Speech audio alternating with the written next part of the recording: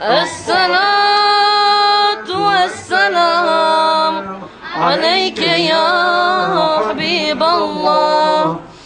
الصلاة والسلام عليك يا سيدنا وللنا والآخرين.